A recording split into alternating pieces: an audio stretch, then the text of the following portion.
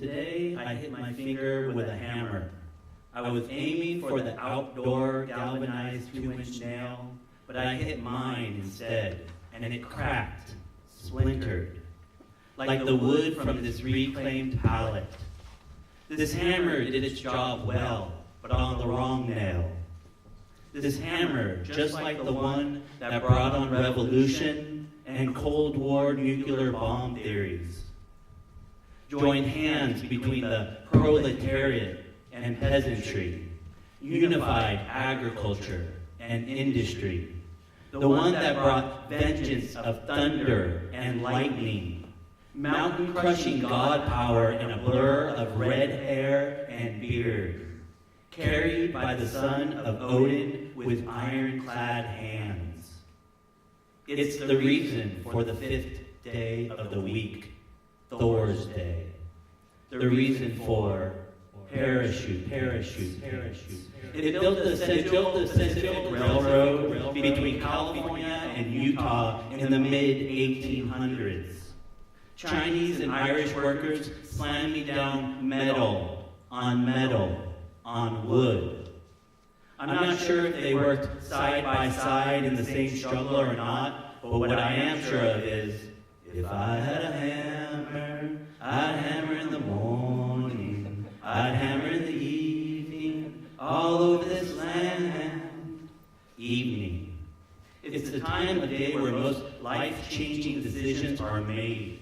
It's the transition between daytime, sun time, the straight and narrow time, and the dark of night. The what can I get away with dark? The should I be bad tonight dark? I'd hammer out danger, I'd hammer out warning. Warning. Something bad is going to happen. I just wish someone would tell me. Like you're going to hit your finger with a hammer. It's going to hurt. The nail is going to be carried away by ants. Ants. Don't even get me started on ants. When I was in preschool, in the sandbox, next to the gigantic rubber tire that must be 14 feet high and 6 tons, meant for the earth-pounding machines of the Canadian mines, but this one didn't make the standard. It had defects, like us here in preschool. So they rolled it over to the sandbox, dropped it on its side for us to play around. But beside this massive treaded piece of rubber was an anthill. A glorious golden anthill. A red anthill. Fire ants. Tropical fire ants. Genus Solenopsis. My best bud Bodie and I couldn't let these ginger ants take over our turf.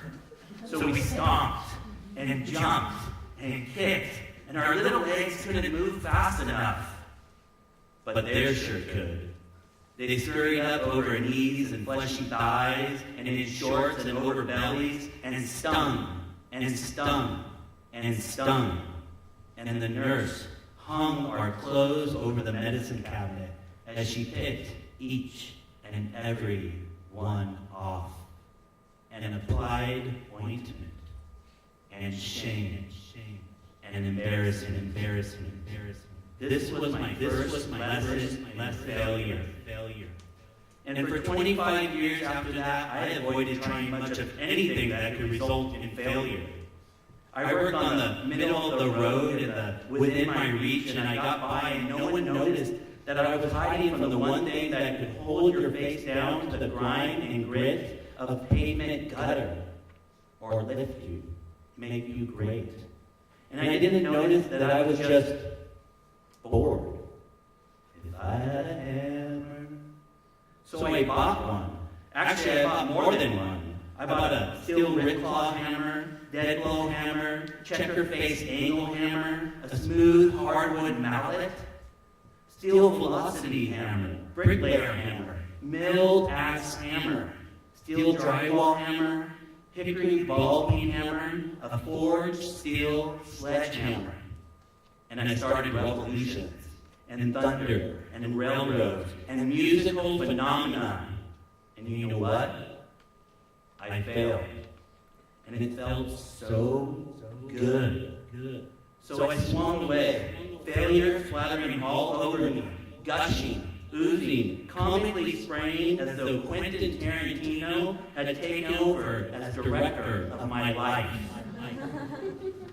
And here I am, covered in yellow paint and splinters and sawdust and sunburn, and I'm building a table that will hold a hot toddy on a cool California winter night in our backyard by the fire pit.